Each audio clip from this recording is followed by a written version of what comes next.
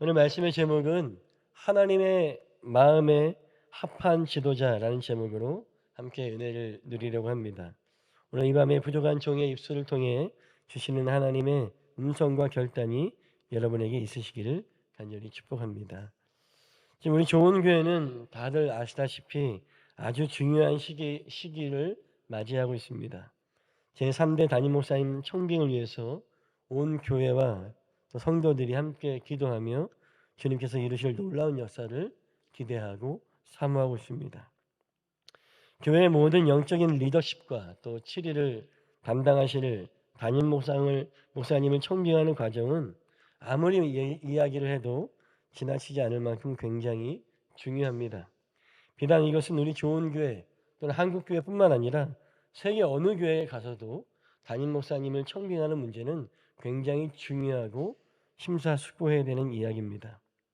제가 아주 예전에 들었던 재밌는 이야기가 있는데 한번 그냥 들어보십시오. 제가 출처를 찾아보니까 2000년도에 가스맨이라고 하는 하나님의 사람이라고 하는 미국의 신앙 잡지에 실려진 칼럼입니다. 제가 읽으면서도 참 재미있으면서도 뼈가 있는 얘기라서 소개하고 말씀을 시작하려고 합니다. 한번 원본을 한번 띄워주시면 좋겠습니다. 네, 화면에 띄워주시면 좋겠습니다. 예, 안 올려주셔도 됩니다. 예, 이 칼럼의 제목은 담임 목사 청빙위원회 보고서라는 제목입니다. 미국 교회도 교회의 담임 목사님을 청빙하는 과정이 참 중요한 일인 것 같습니다. 여기 잘 보이시죠? 다 아시겠지만 제가 이렇게 각색해서 번역해서 말씀드리겠습니다. 다 읽으시지 아시지만 그죠? 자, 여기 뭐라고 써 있냐면 적합한 목회자를 물색하는 과정에서 교인들의 현명한 판단을 돕기 위한 의견서가 작성되었습니다. 의원회에서 조사한 후보자 중 필요한 자질을 가진 분은 단 한 명이었습니다. 목록에는 모든 후보자의 이름과 각각에 대한 의견이 포함되어 있으므로 향후 담임 목사 청빙을 위한 자료로 삼으면 되겠습니다. 그러면서 첫 번째 노아는 120년의 설교 경험이 있지만 한 명도 회개시키지 못해서 탈락했습니다. 모세는 혀가 짧아서 말을 더듬고 이전 교인들의 말을 들으면 사소한 일에 심각하게 화를 내는 성격이 있어서 탈락했습니다. 아브라함은 힘든 시기에 이집트로 도망쳤고 듣기로는 관계 당국과 문제가 생길 때마다 거짓말로 해결했기에 탈락했습니다. 다윗은 여색을 탐하는 용납되지 않는 도덕성을 지녔기 때문에 부도덕하지만 않았다면 좋은 음악 목사로 고려했을 수도 있었다 해서 탈락됐습니다. 세례 요한 자기를 세례 교인이라고 하지만 고지식하고 옷차림이 거지 같아서 또 식성이 특이해서 교회의 식사나 신방 식사를 불편해할 듯합니다. 왜냐하면 세례 요한은 메뚜기와 석청만 먹거든요. 베드로 까다롭고 불같은 성격을 지녔음 그리스도를 공개적으로 부인했다는 소문이 있음 탈락. 바울 융통성이 없음을 발견했음 너무 엄격하고 외모가 형편없음 그리고 설교를 너무 오래함 탈락했습니다. 디모데 장래성이 있지만 담임 목사직을 감당하기에는 너무 어리고 경험이 없어서 탈락.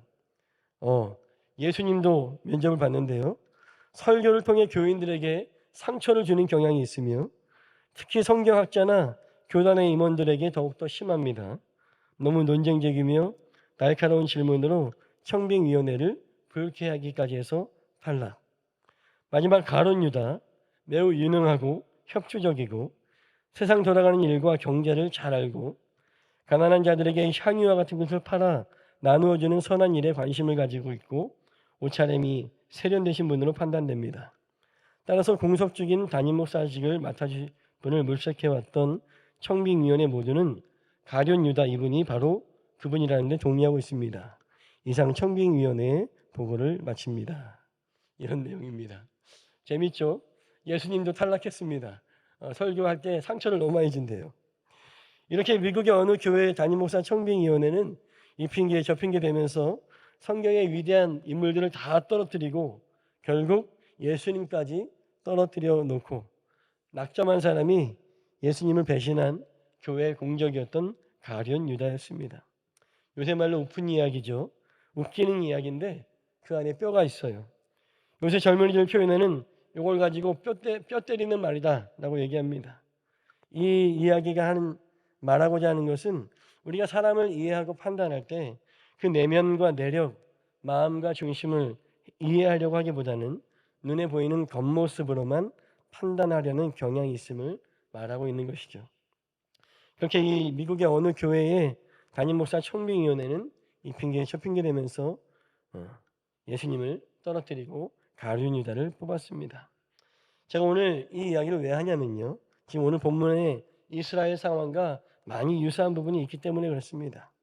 사무엘기상 8장의 말씀은 이스라엘의 마지막 사사였던 사무엘이 늙고 또 사무엘의 두 아들은 아버지를 이어 제사장직을 감당하고 있지만 아버지만 못하였습니다. 이에 걱정이 된 각 지파의 모든 지도자들, 장로들은 사무엘을 찾아와서 이렇게 요청합니다. 5절의 말씀입니다. 같이 읽어볼까요? 그들이 사무엘에게 말하였다. 보십시오. 어른께서는 늙으셨고 아드님들은 어른께서 걸어오신 그 길을 따라 살지 않습니다. 그러므로 이제 모든 이방 나라들처럼 우리에게 왕을 세워주셔서 왕이 우리를 다스리게 하여 주십시오. 아멘. 이스라엘 지도자들이 사무엘에게 요청하는 왕을 달라는 이야기는 매우 논리적이고 합리적인 요청 같습니다. 하지만 이 말에 사무엘은 6절의 말씀처럼 이들의 이러한 요청에 마음이 상하였다. 그래서 주님께 기도하였다라고 기록되어 있습니다. 사무엘이 마음이 상한 이유가 무엇입니까? 그들이 자신의 아들의 흠을 잡아서 마음이 상했습니까? 아니요. 지금 이스라엘의 장로들과 사무엘의 결정적인 차이가 무엇입니까? 바로 기도입니다. 장로들은 사무엘에게 찾아와서 현 상황을 말하면서 당신의 아들들이 당신의 길 걷지 않습니다. 그러니 하나님의 뜻이 어디에 있습니까? 라고 묻지 않고 그저 왕을 달라고 이야기합니다. 그것도 하나님의 기준, 하나님의 방법, 하나님의 뜻을 쫓는 것이 아니라 5절의 말씀과 같이 모든 이방 나라들처럼 우리에게 왕을 세워서 왕이 우리를 다스리게 해 주십시오라고 말합니다. 이방 나라들처럼이라고 하는 세상의 기준을 들이대고 있는 거예요. 이스라엘은 하나님께서 통치하시는 나라인데, 이스라엘 민족은 하나님의 백성인데 더 이상 하나님의 기준을 따르지 않고 하나님의 통치를 받지 않겠다고 지금 이스라엘의 장로들은 하나님의 백성됨을 거부하고 있는 것입니다. 이것이 바로 사무엘이 마음이 상한 이유예요. 그리고 사무엘은 장로들과 달리 즉시로 이 이야기를 들었을 때 주님께 기도하였습니다. 그리고 하나님께서는 7절과 같이 말씀하십니다. 주님께서 사무엘에게 말씀하셨다. 백성이 너에게 한 말을 다 들어주어라. 그들이 너를 버리는 것이 아니라 나를 버려서 자기들의 왕이 되지 못하게 한 것이다. 하나님께서는 이스라엘의 모든 장로들의 요청을 사무엘이 아닌 나를, 하나님을, 나의 통치를 거부한다라고 말씀하신 겁니다. 이스라엘은 이제 하나님의 백성이기를 거부하고 한 왕의, 한 인간의 백성이기를 원했다라고 오늘 말씀은 가르쳐주고 있는 것이죠.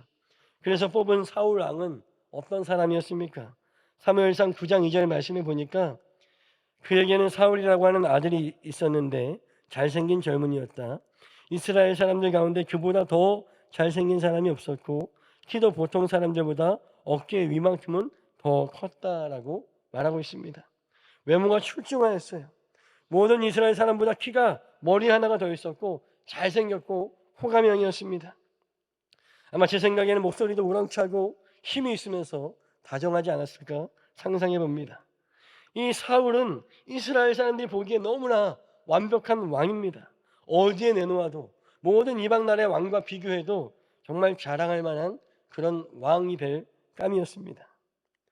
이스라엘은 하나님의 마음, 하나님의 뜻보다는 그들의 안목에, 만족에 더욱더 집착하고 오히려 눈이 멀었다라고 하는 것입니다. 분명히 사무엘이 8장 11절부터 18절의 말씀에 너희가 세운 왕이 너희를 올가매고 노역을 시킬 것이고 자녀들을 뺏을 것이고 결국은 다 너희들은 왕의 종이 된다라고 경고하였는데도 이스라엘은 괜찮대요. 잘생기고 키 크고 멋있는 왕이 좋대요. 하나님의 마음은 안중에도 없는 이 이스라엘의 욕심은 사울을 이스라엘 나라의 초대왕으로 세웠습니다.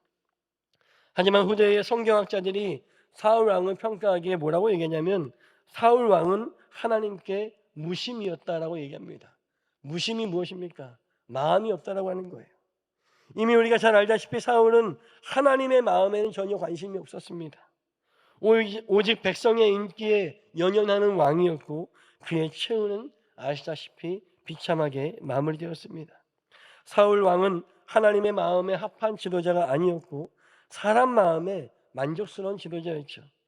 하나님의 다스리심을 거부하고 왕의 통치를 바라는 이스라엘 민족에게는 하나님께서 일부러 사람의 기준에 꼭 맞는 왕, 하나님 마음에 합하지 않았던 그 사울을 세워주었습니다.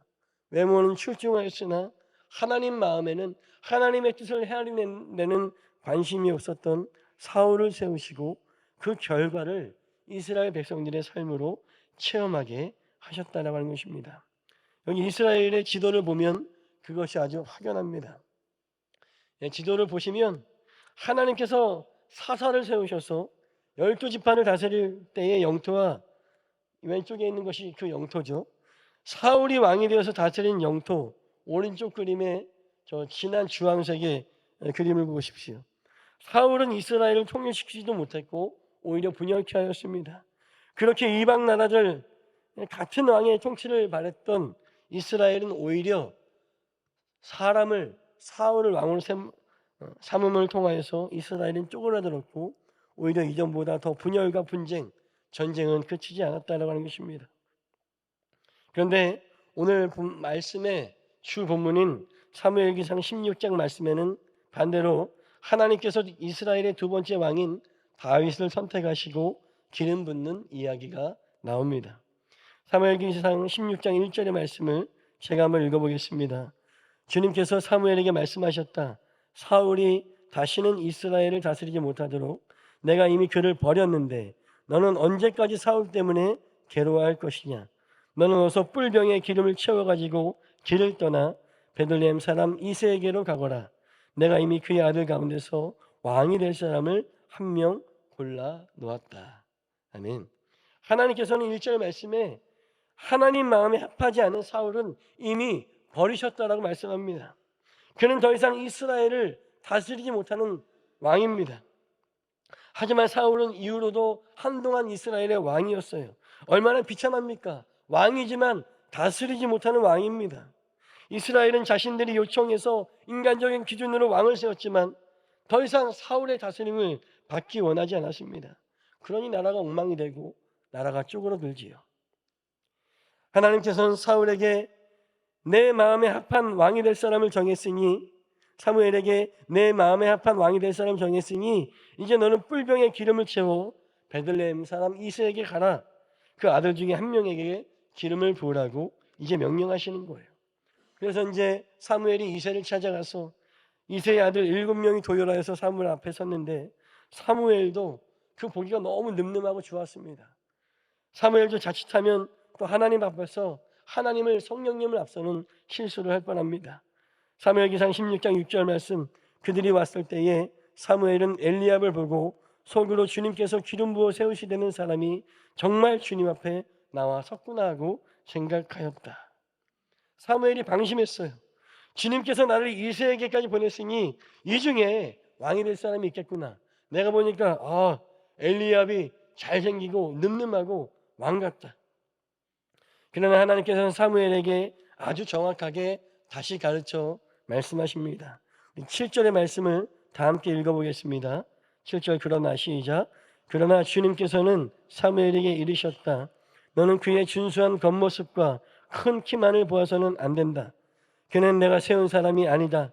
나는 사람이 판단하는 것처럼 그렇게 판단하지는 않는다. 사람은 겉모습만을 따라 판단하지만 나 주는 중심을 본다. 아멘. 사무엘은 그의 노년에 하나님께 가장 귀한 가르침을 받습니다. 사람은 겉모습만을 따라 판단하지만 나 주는 중심을 본다. 이스라엘은 겉모습만을 따라 판단하여서 사울이라는 왕을 세우기를 원했지만 나 하나님은 그런 왕이 아니라 그 마음의 중심이 내게 바로 선자를 원한다라고 주님은 말씀하고 있습니다. 하나님께서 찾는 사람, 하나님 마음에 합한 지도자는 그 중심이 하나님 앞에 믿음으로 바로 선 사람인 것을 깨닫는 우리 모두가 되시길 바랍니다. 어떠한 상황에도 하나님을 바라고 집중한 훈련으로 준비된 사람을 찾으십니다. 사무엘이 그러했던 것 같이, 이스라엘의 사사들이 그렇게 하였던 것 같이, 요셉과 아브라함이 그렇게 했던 것 같이 모든 일에 하나님을 찾고 부르짖는 사람, 모든 일에 기도로 준비된 사람, 그 사람을 하나님께서는 찾으신다라고 말씀하고 있습니다. 바로 다윗이 그런 사람이었어요. 어떤 분들이 12절의 말씀을 보면서 다윗도 잘생겼다라고 얘기합니다. 하지만 성서학자들의 의견을 들으면 그 소년의 나이에 눈이 초롱초롱하지 않은 소년이 없고, 홍안이라는 것은 안면이 홍조를 띤 어린 소년이란 뜻입니다. 외모가 준수하다는 것은 팔다리 손가락 중에 떨어진 것 없이 다 붙어있다는 뜻이다 라고 얘기합니다. 사실 다윗은 그렇게 잘생기지 않았다 그래요. 그러나 하나님은 다윗의 외모를 보지 않고 그의 성품을 보셨습니다. 그의 인성을 보시고 그의 영성을 보시고 하나님을 사랑하는 그 마음을 보셨다라고 하는 것입니다. 저와 가까운 후배 목사님이 우리 좋은 교회 설립하신 목사님인 한영재 목사님과의 충격적인 만남을 저에게 들려준 적이 있습니다. 세미나 때문에 좋은 교회 왔는데 빼짝 마른 사찰 권사님처럼 보이는 아저씨가 반포하지만 추리닝을 입고 마당을 쓸고 계시더랍니다. 그래서 권사님 여기 세미나 장소가 어디예요? 물었더니 지혜의 집을 가리키면서 저쪽입니다 라고 하시더랍니다. 그래서 후배 목사가 권사님 목소리 참 좋으시네 이러면서 세미나에 참석했는데, 잠시 후에 강사 목사님으로 올라온 분이 그 마당 쓸던 그 마른 분이 양복을 입고 강의하시더랍니다. 저희 후배 목사가 정말 깜짝 놀랐고 많은 교훈을 얻고 큰 감동을 받았다고 저한테 그렇게 얘기했습니다. 다윗이 비슷한 사람입니다. 한영재 목사님과 같이 자신을 드러내기보다는 가족들을 위해서, 타인을 위해서 솔선수범하는 것이 훈련되어 있는 사람이 바로 다윗입니다. 당시에 다윗의 집 이새에게 사무엘이 찾아왔다고 하는 것은, 당시에는 거의 대통령과도 같았던 사무엘이 함께 식사하고 제사를 드리는 자리에 있는 것이 얼마나 영광스러운 자리겠습니까? 근데 아버지 이새는 막내인 다윗에게 너는 양떼를 치고 오라고 합니다. 여기 있으면 맛있는 것도 먹을 수 있고 소위 인싸도 될 수 있는데, 그럼에도 불구하고 다윗은 아버지의 말씀에 순종합니다. 그렇게 다윗은 겸손한 사람이었습니다. 하지만 전쟁터에서 골리앗이 만군의 여호와 하나님을 모독할 때 그는 비록 소년이었지만 죽음을 무릅쓰고 골리앗을 대적하러 나아갔던 용감한 소년이었습니다. 사울왕이 다윗을 내보내면서 그가 우리 옛 신라의 화랑이었던 관창을 알았는지는 모르겠지만 아마 사울은 어린 다윗이 나가서 골리앗에게 죽으면 그런 어떤 것 때문에 전세를 좀 바꿀 수 있지 않을까 하는 생각에 내보냈을 것 같습니다. 그러나 양떼를 치며 맡겨진 양떼를 물맷돌로 지켜낸 훈련을 충분히 했던 다윗은 그의 마음에 준비가 되어 있습니다. 그러면서 나가기로 했습니다. 형들은 다윗을 걱정하며 또 다윗이 교만하다고, 네가 튀려고 만용을 부린다고 했지만 다윗은 순수하게 하나님을 모욕하는 이방 군대와 골리앗을 향한 거룩한 분노에 휩싸여 있었습니다.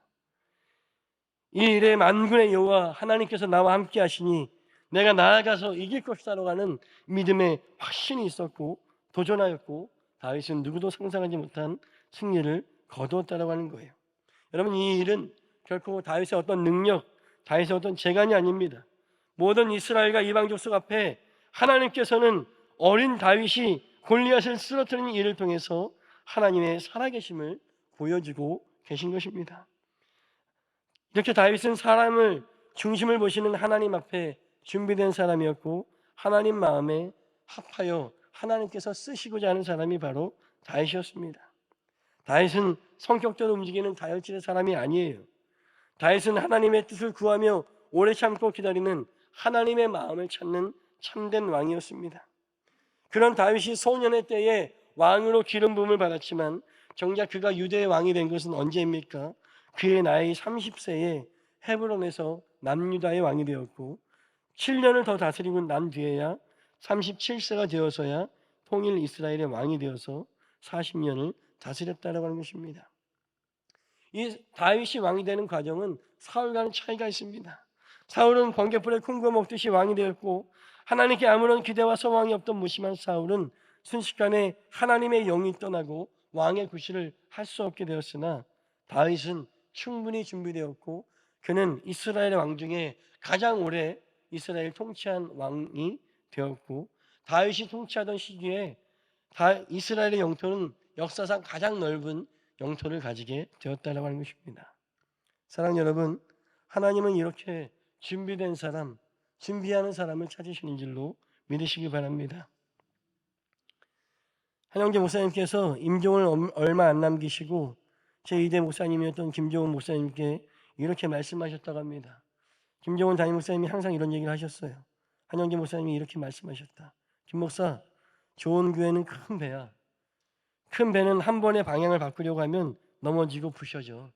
천천히 방향을 돌려야 돼. 라고 그렇게 유언처럼 말씀을 남겨주셨다고 해요. 우리 김종훈 목사님은 항상 이것을 마음의 중심으로 삼으셨다고 저희 후배 부목사들에게 늘 말씀해 주셨습니다. 한 목사님의 이 말씀은 무조건 천천히 하라는 얘기가 아닙니다. 하나님의 뜻을 구하며 계속해서 꾸준히 준비하여 일을 이루라고 하는 그런 권면이었죠. 다윗은 그런 사람이었습니다.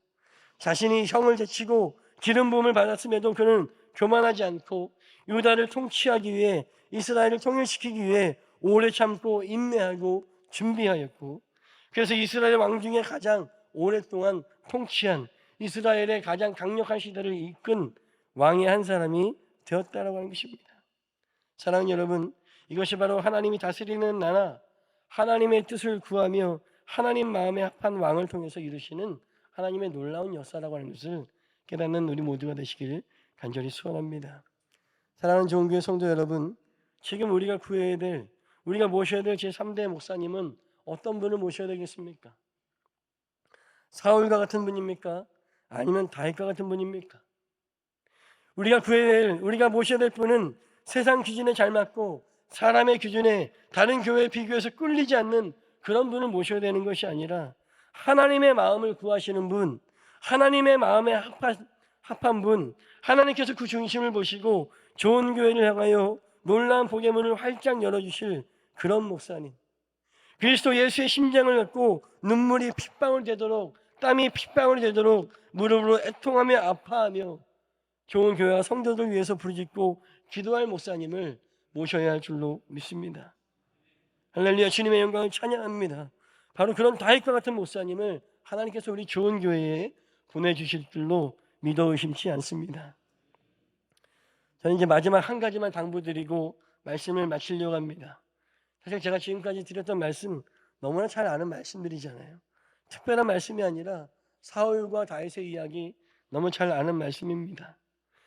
우리가 모실 담임 목사님은 다윗과 같이 하나님의 마음에 합한 자, 하나님의 마음에 속한 자, 이 일을 기대하고 사모하는 우리가, 그런 목사님을 모시고자 하는 우리가 지금 우리 성도님들이 하나님의 마음에 합한 성도들인지 여러분께 묻고 싶습니다. 좋은 목사님을 모시기 위해서 세상의 기준보다는 하나님의 뜻을 찾고 하나님께서 우리의 좋은 교회에 이루실 일들을 기대하고 있는지 묻고 싶습니다. 저희가 정오기도를 통해서 매일 낮 12시에 나의 일상을 뒤로 물리고 식사 시간을 뒤로 물리고 좋은 교회를 향한 하나님의 뜻을 구하기 위해서 여러분 기도하고 계십니까? 사랑하는 여러분, 좋은 담임 목사님 모시기 위해서 우리가 더욱더 간절히 기도해야 될 줄로 믿습니다. 기도하지 않는데 어떻게 은혜를 주십니까? 기도하지 않는데 어떻게 역사가 일어납니까? 기도로 하나님 아버지의 마음을 찾으며 우리 좋은 교회의 분량을, 우리 좋은 교회의 그릇을 준비하지 않는데 어떻게 하나님께서 기도하지 않는 곳에 마음껏 복을 부어주시겠습니까? 준비되지 않는 그릇은 복을 부어주실 수 없어요. 얼어붙은 그릇에 뜨거운 물 부으면 그 그릇은 깨지고 터져버립니다. 우리의 그릇은, 좋은 목사님을 모실 우리의 그릇은 지금 뜨겁게 달궈져 있습니까? 우리의 영적인 그릇은, 우리 성도의 좋은 교회 그릇은 지금 기도로 준비되어 있습니까? 세상이 말하는 어떤 기준에 대해서 말하기 전에 먼저 우리가 하나님의 마음과 뜻을 묻고 있습니까? 우리는 세상과 비교하여 모든 이방 나라와 비교해서 좋은 왕, 잘생긴 왕, 멋있는 왕, 싸움 잘하는 왕을 달라고 세상을 의지하는 저 이스라엘의 장로들과 같습니까? 아니면 모든 일에 하나님의 뜻을 구하고 하나님의 마음을 찾는 사무엘과 같습니까? 사무엘기상 12장 23절에서 고백했던 사무엘과 같이 하나님, 내가 기도를 쉬는 죄를 범치 않게 해달라고 우리가 그렇게 기도하고 있습니까? 사랑하는 여러분, 우리가 이 시간 함께 좀 기도하기 원합니다. 우리가 먼저 하나님 마음에 합한 기도자, 하나님의 뜻을 구하는 백성이 되지 않으면 하나님께서 우리에게 좋은 지도자, 좋은 목사님을 주실 수가 없습니다. 우리가 먼저 기도로 준비되고 하나님의 놀라운 복을 받을 만한 그릇이 되지 않는다면 어떻게 우리가 하나님의 은혜를 누릴 수 있겠습니까? 이 시간 우리 새롭게 모실 담임 목사님 위해서 우리가 뜨겁게 기도하며 간구하는 시간 되시기를 주의 이름을 간절히 소망합니다. 이 시간 제가 기도함으로 설교를 마치고 찬양할 텐데요. 찬양팀은 앞에 나와주시고 함께 찬양해 주시면 좋겠습니다.